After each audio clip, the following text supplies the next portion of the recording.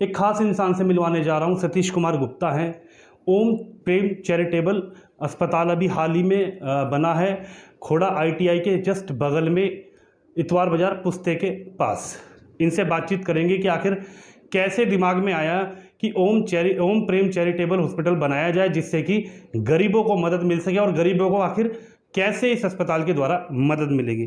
गुप्ता जी, आपका स्वागत है। बहुत धन्यवाद। सर, कैसे दिमाग में आया कि आपको ये अस्पताल बनाना चाहिए, वो भी चैरिटेबल हॉस्पिटल? क्योंकि हॉस्पिटल तो आप बना दिया, अच्छी बात है, लोग बनाते हैं, कोई व्यापार के उद्देश्य से हॉस्पिटल बनाता है, कोई सेवा के उद्देश्य से हॉस्पिटल बनाया, लेकिन मैंने पढ़ा था कि आपकी मम्मी ने शायद ये सोचा था कि शायद हम कभी अगर बड़े आदमी बने या हम कभी जनता की सेवा करने लायक बने तो एक अस्पताल ज़रूर बनाएंगे। तो ये कैसे आपके दिमाग में और कैसी ये प्रक्रिया आपने शुरू की? असल में जब मैं छोटा था तो हम लोअर मिडिल क्लास फैमिली से बिलोंग करते थे स्टार्टिंग में जी। तो जब जैसे जैसे एज बढ़ती है तो सभी को लगभग मेडिकल की प्रॉब्लम कुछ ना कुछ रहती है जी। तो ऐसे ही मेरे मदर फादर को भी BP और शुगर था। तो एक बार मदर को मेरी पैरालिसिस भी हो गया था, इसका हमने बहुत ट्रीटमेंट कराया, प्राइवेटली भी खूब दिखाया, सरकारी में भी कराया, लेकिन इतना करने के बाद भी बहुत पैसा लग जाता है।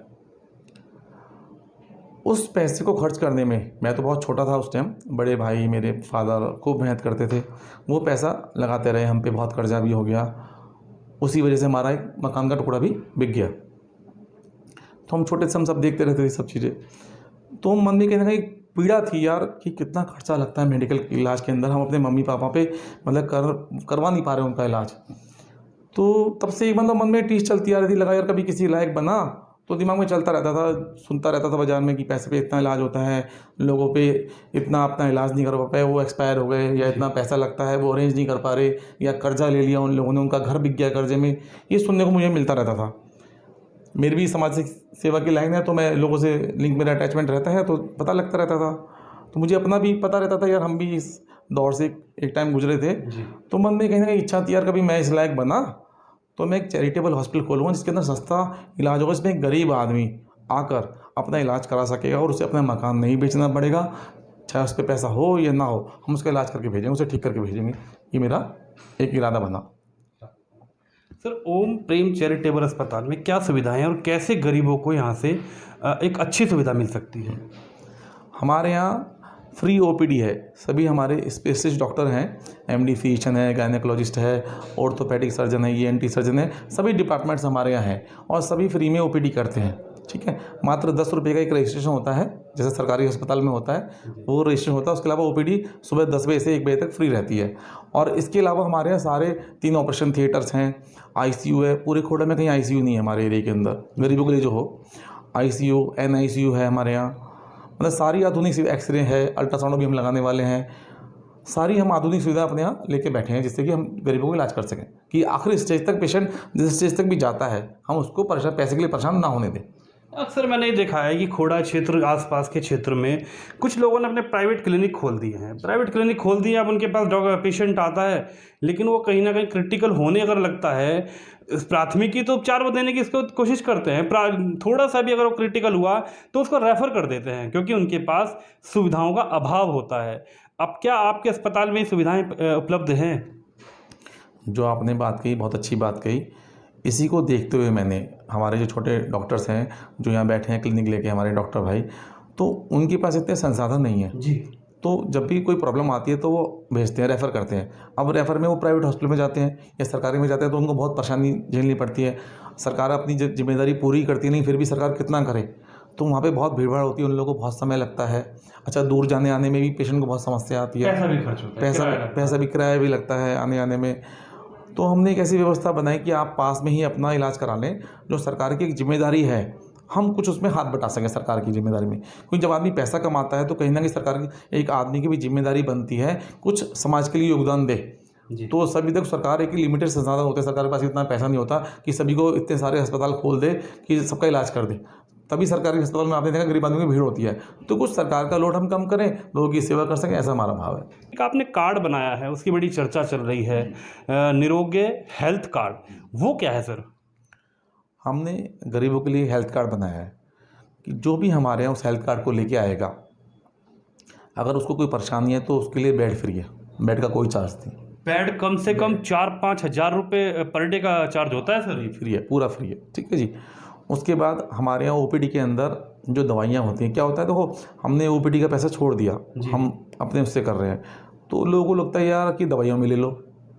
मतलब कहीं ना कहीं आदमी सोचता है कि ओपीडी का छोड़ दिया तो हो सकता है कि मैं दवा यहाँ से खरीदूंगा तो वो डॉक्टर का फीस यहाँ से ले ले। हाँ, अब दवाइयों में अच्छा बिल बैठता है, हम भी कहीं दिखाते हैं चैरिटेबल में, तो दवाई 500 की 700 की 1000 की दवाई बैठ जाती है। हमने कहा यार पेशेंट फिर वहाँ भी परेशान ना हो जाके, हमने एक फिक्स अमाउंट कर दिया 25 रुपये पर डे। ठीक है जी, उसमें चाहे 200 की दवाई हो चाहे 500 की दवाई हो, हम 25 रुपये पर डे पे दवाइयाँ देंगे। अच्छा। हाँ, उसके अलावा कुछ नहीं देना पेशेंट को, हमारे सारी दवाइयाँ उसे मिलेंगी 25 रुपये पर डे के अंदर। जिससे कि अब जितना पैसा वो लगता है कि किराए पे खर्च करता है सरकारी अस्पताल में जाने के लिए, 500 रुपये लगाता है, 500 रुपये में उसका इलाज संभव हो जाएगा यहाँ पर। और अगर सुविधाओं की बात करूँ तो गुप्ता जी क्या सुविधा अपने अस्पताल में है? ऑपरेशन थिएटर्स वगैरह हैं, हमारे 3 ऑपरेशन थिएटर हैं। जो डिलीवरी चार्जेस और जगह बहुत ज़्यादा रहते हैं, हम बहुत नॉमिनल रेट रखते हैं। और उसके बाद भी हमने एक व्यवस्था बनाई है कि जो हेल्थ कार्ड है उसके ऊपर हमने एक सिस्टम बनाया है कि हमारे विधायक, हमारे जो आसपास के हमारे प्रतिनिधि होते हैं, चाहे काउंसलर हो चाहे सभासद हो, ठीक है, वो जो भी अगर लिख के दे देंगे, हमारा समाज सेवी होते हैं जो समाज सेवा करते हैं, संस्थाएँ होती हैं, जितने पैसे वो लिख के दे देंगे, जी ये गरीब आदमी है, जो पहले तो हमने डिस्काउंट किया हुआ है हर चीज़ में, उसके बाद भी यदि वो लगता है कि इसकी आर्थिक स्थिति ठीक नहीं है, वो भी नहीं दे सकता, तो वो भी छोड़ दें। बहुत बड़ी बात कर रहे हैं आप। यही सच्चाई है। अक्सर कोई छोड़ता नहीं है ऐसे पैसे। नहीं तो हमने कमाने का पर्पज़ ही नहीं रखा, तो इसलिए हम तो छोड़ेंगे ना भाई। जिसकी इंटेंशन कमाने की है तो वो नहीं छोड़ेगा। हम तो ये कि हम सोचते हैं बस किसी का भला हो जाए बस। तो आपको एक चीज़ और मैं इंक्लूड कर देता हूँ इसके अंदर, एक चीज़ और ऐड कर देता हूँ। जैसे गुप्ता जी ने बताया, जो मैं समझ पाया हूँ कि यदि कोई व्यक्ति यहाँ पर इलाज करा रहा है और इलाज कराने के बाद उसका बिल थोड़ा सा और ज़्यादा बढ़ जाता है, और वो उस इलाज के दौरान ही बढ़ जाता है क्योंकि इलाज काफ़ी कुछ महंगे भी होते हैं। सर ने कहा है कि अगर कोई जनप्रतिनिधि और उस व्यक्ति की आर्थिक स्थिति ठीक नहीं है और वो कोई जनप्रतिनिधि, सभासद, सांसद, विधायक, चेयरमैन उसके अपने लेटर पैड पर अगर लिख के देता है कि भाई ये व्यक्ति है, इसकी आर्थिक स्थिति इस लायक नहीं है, और उसमें भी आपको यहाँ से डिस्काउंट मिल सकता है।